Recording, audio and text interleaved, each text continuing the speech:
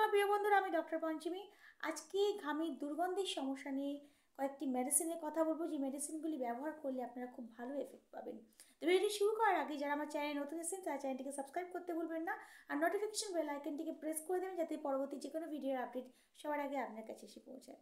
তো বন্ধুরা, ঘামের দুর্গন্ধের সমস্যাটা এমন একটা সমস্যা যেটাতে আপনারা প্রচণ্ড এম্বারাসিং অবস্থায় পড়তে পারেন। প্রচণ্ড এরকম হয় যে অনেকেই অনেক জায়গায় গেছে, শুধুমাত্র ঘামের এরকম দুর্গন্ধ আসে বলে তাদের পাশে কেউ দাঁড়াতে পর্যন্ত চায় না। তো আজকে আমি কয়েকটি মেডিসিনের কথা বলবো, যে মেডিসিনগুলি আপনারা ব্যবহার করলে খুব ভালো এফেক্ট পাবেন। ফার্স্ট, সাইলেসিয়া, এটি 30x নেবেন। এটি রোজ 2টো করে ট্যাবলেট 3বার হাফ কাপ গরম জলের মধ্যে নিয়ে সেবন করুন।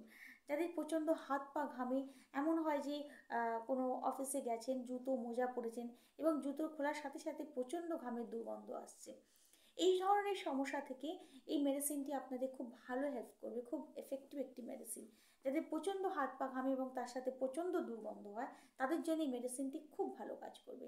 নেক্সট হচ্ছে ক্যালিফস, এটি 6x নেবেন।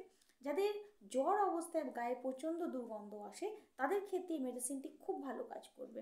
অবশ্যই এই মেডিসিনটি ইউজ করে দেখুন, খুব ভালো এফেক্ট পাবেন। নেক্সট হচ্ছে ন্যাট্রামিউর। এই মেডিসিনটি যাদের গায়ে প্রচণ্ড টকটক গন্ধ আসে, মানে ঘামলে প্রচণ্ড গায়ে টকটক গন্ধ আসে, তাদের ক্ষেত্রে ন্যাট্রামিউর 6x পটেন্সিতে নিলে খুব ভালো কাজ করবে। 6x নিলে এই 2টো করে ট্যাবলেট রোজ দিনে 3বার করে আপনারা ব্যবহার করুন, দেখবেন খুব ভালো কাজ করবে।